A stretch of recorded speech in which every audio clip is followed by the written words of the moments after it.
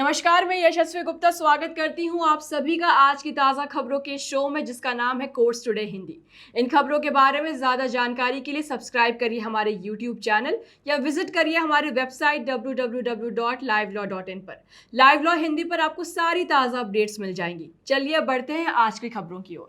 आज की पहली खबर में कर्नल सोफिया कुरैशी मामले में सुप्रीम कोर्ट ने कांग्रेस नेता डॉक्टर जया ठाकुर की याचिका पर विचार करने से इनकार किया। इस याचिका में कर्नल सोफिया कुरैशी पर आतंकवादियों की बहन वाली टिप्पणी के लिए भारतीय जनता पार्टी के मंत्री कुंवर विजय शाह को मंत्री पद से हटाने की मांग की गई थी। हालांकि कोर्ट ने अपने आदेशों के तहत गठित स्पेशल इन्वेस्टिगेशन टीम को जांच करने और डिटेल रिपोर्ट देने को कहा। जस्टिस सूर्यकांत और जस्टिस जयमाल्या बागची की खंडपीठ ने मामले की सुनवाई की और याचिकाकर्ता की ओर से पेश हुए वकील से कहा, हमारे समक्ष इस तरह की याचिकाएं दायर न करें। जवाब में सीनियर वकील ने बताया कि यह याचिका न्यायालय में इसलिए दायर की गई क्योंकि संबंधित मामले पहले से ही उसके समक्ष लंबित थे। इसके बाद उन्होंने उचित मंच पर जाने की स्वतंत्रता के साथ याचिका वापस लेने की अनुमति मांगी, जिसके बाद खंडपीठ ने मामले का निपटारा कर दिया। बहरहाल खंडपीठ ने एसआईटी से शाह से जुड़े कुछ पुराने मामलों की जांच करने को कहा, जिनके बारे में याचिका में बताया गया। गौरतलब है कि कर्नल सोफिया कुरैशी पहलगाम आतंकवादी हमले के बाद पाकिस्तानी आतंकवादी ठिकानों के खिलाफ भारतीय वायुसेना द्वारा किए गए सैन्य अभियानों के बारे में प्रेस वार्ता देने के बाद ऑपरेशन सिंदूर का चेहरा बन गई थी। हालांकि शाह ने एक कार्यक्रम में यह कहकर विवाद खड़ा कर दिया कि जिन्होंने हमारी बेटियों के सिंदूर उजाड़े, हमने उन्हीं की बहन को भेजकर उनकी ऐसी की तैसी करवाई। इस मुद्दे पर आपकी क्या राय, हमसे कमेंट सेक्शन में जरूर शेयर करें। आगे बढ़ते हुए जस्टिस यशवंत वर्मा के खिलाफ बेहिसाब कैश मिलने के मामले में हुई कार्रवाई को लेकर दायर याचिका पर आज सुप्रीम कोर्ट में सुनवाई हुई। जस्टिस दीपांकर दत्ता और जस्टिस एजी मसीह की खंडपीठ ने इस मामले की सुनवाई की। सीनियर एडवोकेट कपिल सिब्बल ने दलील दी कि किसी हाई कोर्ट के मौजूदा जज के घर के बाहरी हिस्से यानी आउट हाउस में कैश मिलने का मतलब ये नहीं है कि वो मिसकंडक्ट या प्रूवन इनकैपेसिटी साबित करता है, जो कि किसी जज को हटाने के लिए संविधान के अनुच्छेद 124 के तहत जरूरी आधार है। जस्टिस वर्मा ने सुप्रीम कोर्ट में याचिका दायर कर इन हाउस कमेटी की रिपोर्ट को चुनौती दी है,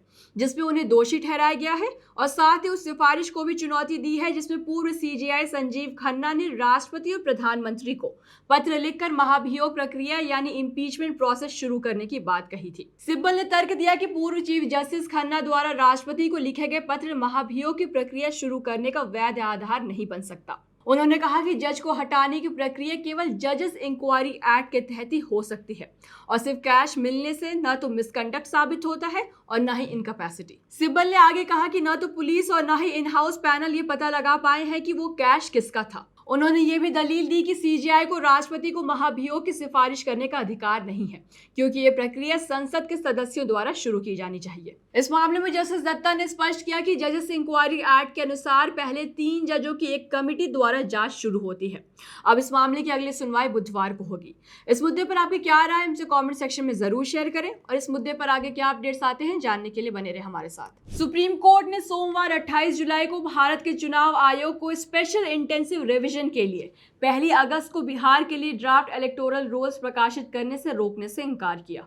जस्टिस सूर्यकांत और जस्टिस जयमाल्या बागची की खंडपीठ ने इस मामले की सुनवाई की। एसोसिएशन फॉर डेमोक्रेटिक रिफॉर्म्स की ओर से सीनियर एडवोकेट गोपाल शंकर नारायण ने खंडपीठ से ड्राफ्ट लिस्ट की नोटिफिकेशन रोकने का आग्रह करते हुए कहा कि इससे लगभग 4.5 करोड़ मतदाताओं को असुविधा होगी। उन्होंने कहा कि ड्राफ्ट लिस्ट प्रकाशित होने के बाद बाहर किए गए लोगों को आपत्तियां दर्ज कराने और सूची में नाम शामिल करने के लिए कदम उठाने होंगे। चुनाव आयोग की ओर से सीनियर एडवोकेट राकेश त्रिवेदी ने दलील दी कि ये केवल एक ड्राफ्ट लिस्ट थी, जिसके बाद जस्टिस कांत ने कहा कि ये ड्राफ्ट लिस्ट है और यदि कोई अवैधता पाई जाती है तो न्यायालय पूरे प्रोसेस को रद्द कर सकता है। सुनवाई के दौरान याचिकाकर्ताओं ने खंडपीठ को बताया कि चुनाव आयोग आधार कार्ड, मतदाता फोटो पहचान पत्र और राशन कार्ड पर विचार करने के अपने 10 जुलाई के आदेश के अनुसार सुप्रीम कोर्ट द्वारा दी गई सलाह का उल्लंघन कर रहा है। इस मामले में खंडपीठ ने मौखिक रूप से चुनाव आयोग से कहा कि वो कम से कम आधार कार्ड और ईपीआईसी जैसे वैधानिक दस्तावेजों पर विचार करे। इससे पहले जस्टिस सुधांशु धूलिया और जस्टिस जयमाल्या बागची की खंडपीठ ने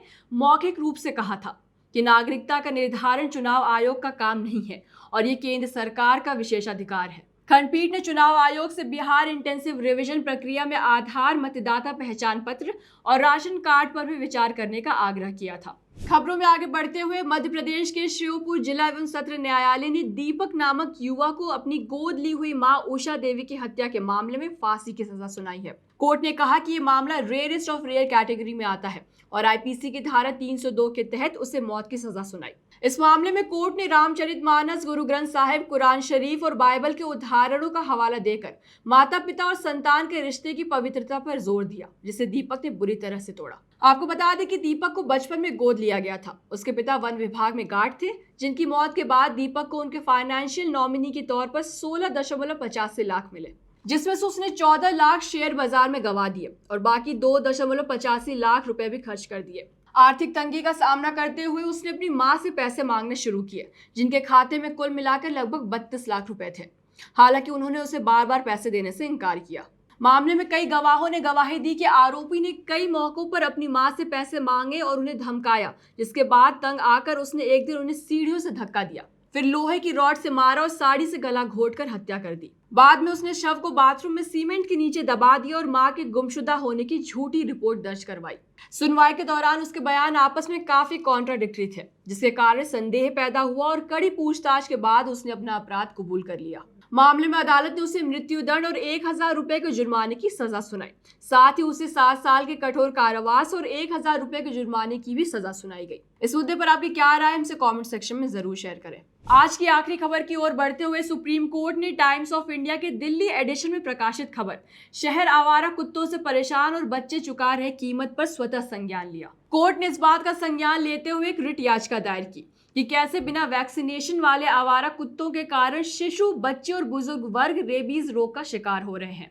जस्टिस जेबी पारदीवाला और जस्टिस आर महादेवन की खंडपीठ ने इस मामले की सुनवाई की। आपको बता दें कि खंडपीठ ने कुत्तों के काटने की बढ़ती घटनाओं पर खुद ही इस मामले पर स्वतः संज्ञान लिया है। कोर्ट ने खासकर बच्चों और बुजुर्गों पर हो रहे हमलों और रेबीज से हो रही मौतों को गंभीर बताते हुए चिंता जताई। साथ ही कोर्ट ने रजिस्ट्री को निर्देश दिया है कि इस खबर को सुओ मोटो याचिका मानकर इसे रिपोर्ट सहित भारत के चीफ जस्टिस के सामने उचित आदेशों के लिए पेश किया जाए। इसी के साथ आज के इस वीडियो को अब यहीं पर समाप्त करते हैं। अगर आपको ये वीडियो पसंद आई हो तो इसे लाइक और शेयर करना ना भूलें। मिलती हूँ कल फिर आपसे अगले जरूरी लीगल अपडेट्स के साथ। Thank you.